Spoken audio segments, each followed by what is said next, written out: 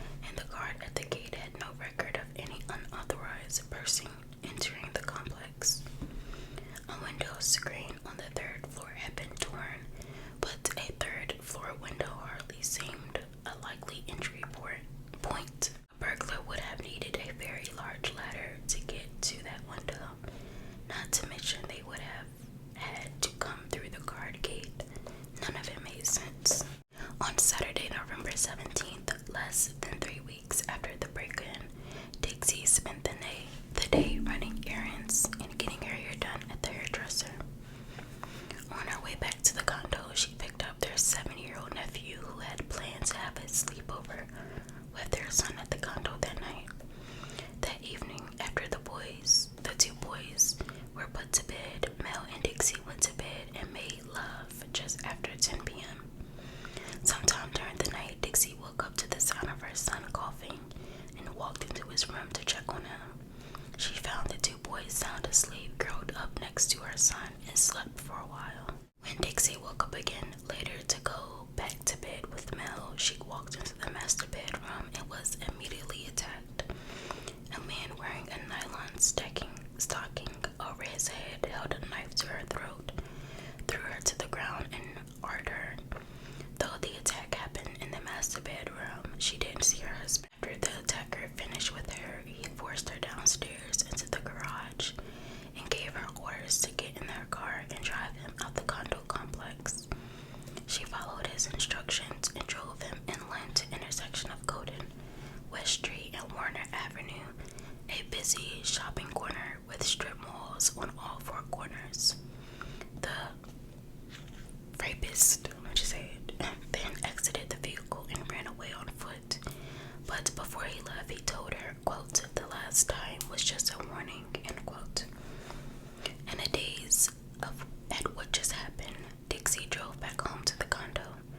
When she went back into the master bedroom, she noticed something she had noticed while she was being arred. The entire bedroom was covered in blood, and Mel was dead on the floor. His torso was a mesh of gaping stab wounds. Dixie rushed to check on the children and found them still asleep, unaware that anything had happened during the night.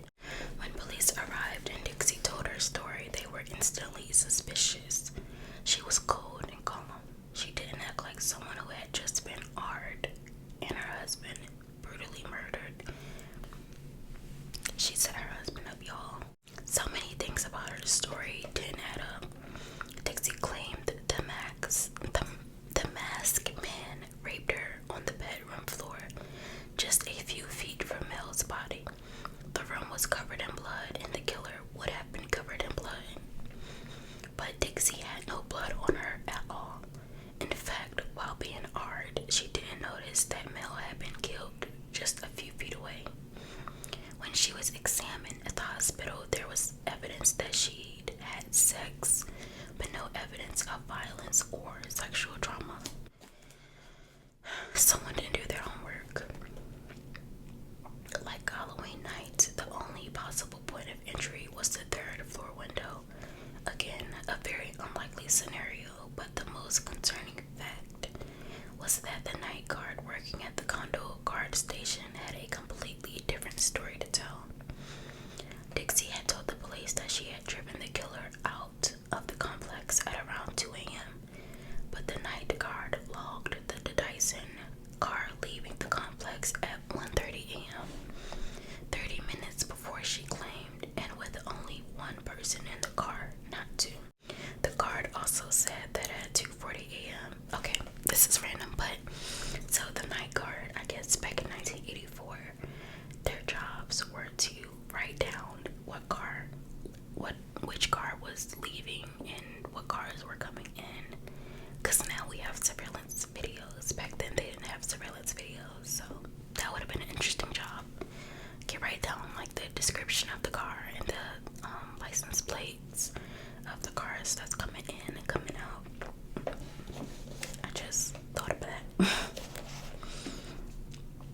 The guard also said that at 2:40 a.m., just 20 minutes before police arrived, a man of about 45 and who called himself Carl drove up to the security gate with a woman that looked to be about 35. They told the guard they were there to visit the Dyson family.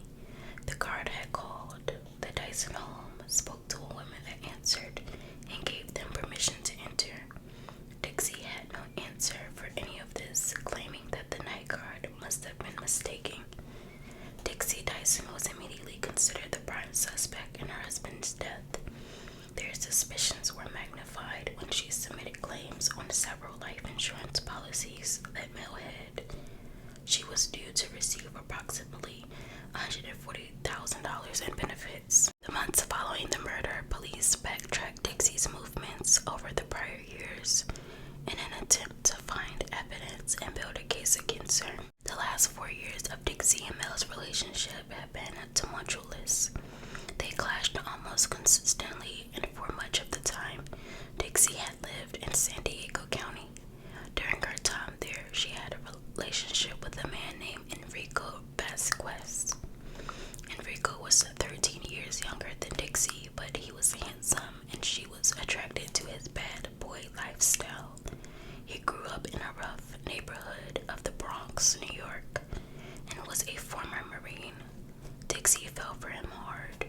While she spent time away from Mel, she would use Mel's money to buy Enrico presents and spoil him at any chance she got.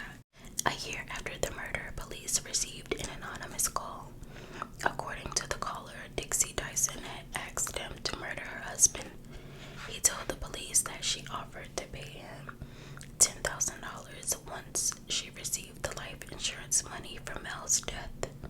The man said that he refused her offer, but knew she had found someone else to do the job, her boyfriend, Enrico Vasquez. Police believe that Dixie may have conspired with Enrico to kill her husband, but they had one problem with that theory. When shown a photo of Enrico, the night guard was absolutely certain that he was not the man that drove into the condo complex that night, claiming to be Carl. With a search warrant, police initiated surveillance. I guess they did have surveillance of Dixie Dyson. All of her incoming and outgoing telephone calls were monitored and recorded. In the letter, Dixie said that an unidentified woman had offered to lend her money if she confessed. This is what Dixie said. Quote, she said I could have the money as long as I admitted to being involved in Mel's accident. Either I did it or know who did it or arranged it. She said then her people would have some guarantee that I paid the money back or they could go to the police. Let me tell you, I was tempted, but I got scared and said no, I couldn't lie about it. She really started pushing it. I could have 15,000, 50,000, or whatever I wanted, as long as I confessed to something, end quote. Dixie went on to say that someone named Mike told her to stay away from the woman, that it was a setup. Quote, with this circumstantial evidence, if I admitted anything to anyone, they could pick me up. Although Mike, did say it was entrapment and he thinks a jury would laugh them out of town, but he says they definitely don't have enough to arrest me or they would have. There's never a day that goes by that I don't think of you. I get mad at myself that you are still so much a part of my thoughts. My God, babe, can't you see how hard this is on me? I've got to get out. I think now is the best time. They think I'm stuck here. They won't be expecting it once I get the money. I think they'll really be watching to see what I do with it. Isn't there anyone you know that can help me? Don't you have any connections with the mob, or loan sharks, or anyone? I just can't take any more of this mental and emotional pressure. Knowing the police are out there, that they still want me, it's never going to end for me as long as they know where I am. Please, please, please help me. I need you now more than ever. Find 3 people to loan you $5,000. Please take care and don't get careless. The police are still out there, end quote. 2 years had gone by since Mel Dyson's murder, and there had still been no arrest in the case. Dixie Dyson had placed claims on Mel's life insurance policies, but all 3 insurance companies had denied them. They weren't in dispute of whether there was payment due, but rather they disputed who the beneficiary was. Mel's mother, Dolores, was the executor of this estate and had alerted the insurance company that Dixie may have been involved in her son's death. After speaking to the police, the insurance companies agreed, claiming that the police had maliciously persuaded their insurance companies. Dixie hired a lawyer and planned to sue Allstate Life Insurance. Proof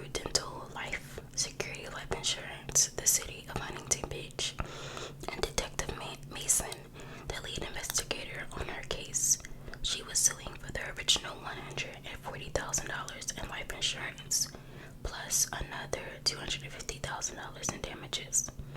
The court case was due to begin December 3rd, 1986, but the day before the case was to begin, Dixie was arrested for first-degree murder and conspiracy to commit murder. Knowing that Dixie had visited the hair salon on the day of Mel's murder, detectives paid a visit to her hairdresser. At first, her hairdresser was reluctant to talk, but eventually she told detectives that Enrico Vasquez called the salon the day of the murder and spoke to Dixie. Phone records confirmed the call. The second piece of crucial evidence in the case was a drugstore receipt found in Dixie's purse on the night of the murder. The receipt was from a store on the corner of Golden West Street and Warner Avenue, the very same intersection that Dixie claimed she had taken the killer. The timestamp on the receipt placed Dixie at the very same intersection just hours before Mel's death. Another receipt found at the scene showed that Dixie had paid for flowers sent to Vasquez just weeks before the murder with a message, "Is it too late to start over?" Though police knew that Dixie wasn't the actual killer and that Enrico Vasquez was involved, there still wasn't a warrant out for his arrest. Dixie's arrest report only listed that there was an uncharged co-conspirator involved. Detectives announced that, quote, "This murder is still very much under investigation," end quote. In March 1988, Dixie Dyson stood trial for the murder of her husband. Although most of the evidence against her was circumstantial, none of her excuses made sense. Using the drugstore receipt, the prosecution placed her at the same intersection where she claimed to have dropped off the killer just hours before the death. They proved that she didn't call the police until more than 2 hours after he was killed. She couldn't explain the lack of forced entry, nor the fact that she had no blood on her despite being hard on the bloody bedroom floor. They also placed motive on Dixie by showing how hard she fought for the insurance money after Mel's death. The defense attacked her dead husband. They argued that Mel may have been embezzling from his employer. More than $8,000 had gone missing at his work the months before his death, and the company was now facing bankruptcy. They argued that the police should have investigated the angle that someone from his company may have ordered a hit on him. Dixie also claimed that Mel was both verbally and physically abusive to her. The key witness for the prosecution was the condo night security man. He had carefully logged every car that came through the gate on the evening of the murder, and none of Dixie's explanations seemed to fit. The jury deliberated for only 2 hours before coming back with a guilty verdict: first-degree murder and conspiracy. The jury foreman told the media, quote, "Too many things in her story just didn't make sense. We just thought an innocent person would have done things a lot different from the way she did them," quote, end quote. Quote, "We read that letter very carefully. There were just too many things in that bothered us. She'd want him to call her at a phone booth instead of at home. If you're innocent, what would you care if the police overheard your conversation?" End quote. Dixie faced an automatic 25 years to life, but before her official sentencing, she asked for a delay. She was ready to give up her accomplices without her attorney present. Dixie spoke to Dale Mason, the lead detective on the case. She knew that cooperation was her only chance of a lighter sentence. Dixie told detectives that she had only planned the murder and asked her boyfriend Enrico to do the job for her. She told Enrico that with Mel gone, she would own the house, would have sole custody of her son, and would inherit $140,000 in life insurance. Enrico wouldn't do it himself, but had a friend from New York City that would do it for a fee: George Ira Lamb. Days before the murder, Lamb had flown out from New York City and shared a nearby hotel room with Enrico Vasquez. Dixie claimed that just hours before the attack, she met with Enrico and Lamb at a drugstore on Golden West Street and Warner Avenue.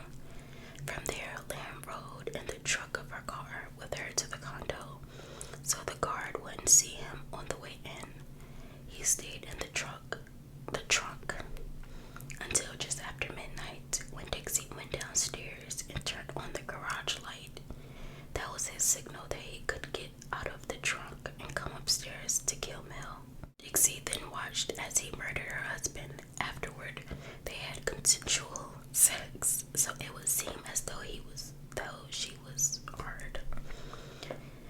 After the murder, he climbed back into the truck and Dixie drove him back to the same intersection. To verify Dixie's story, police searched the trunk of her car.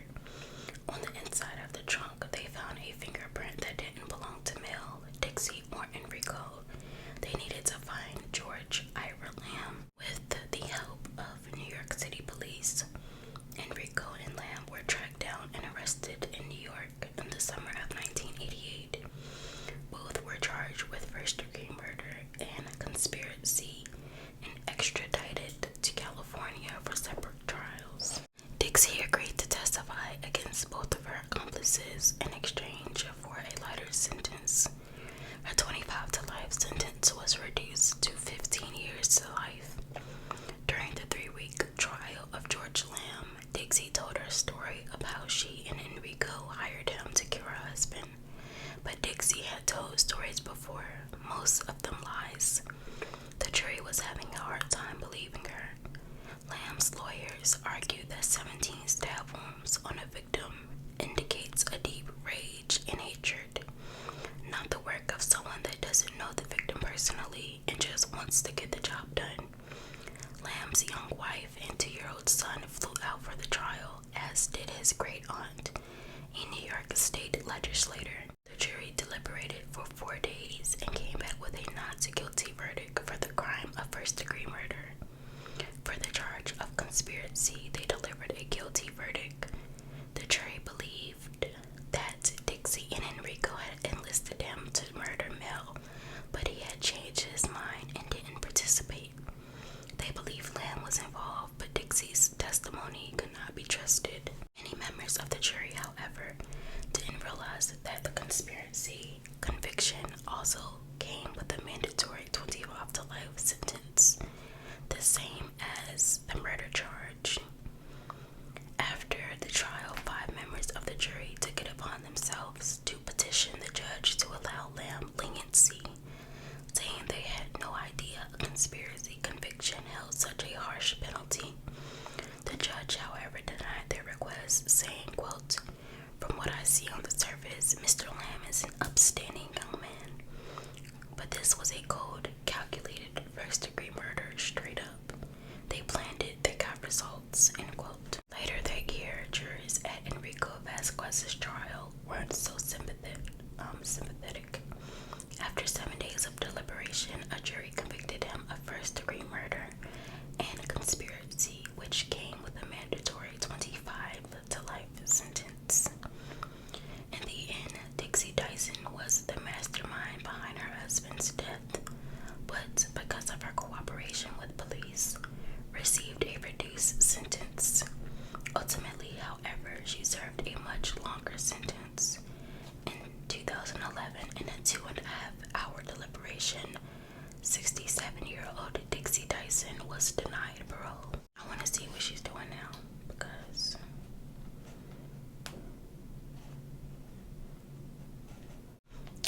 I don't know how old she is.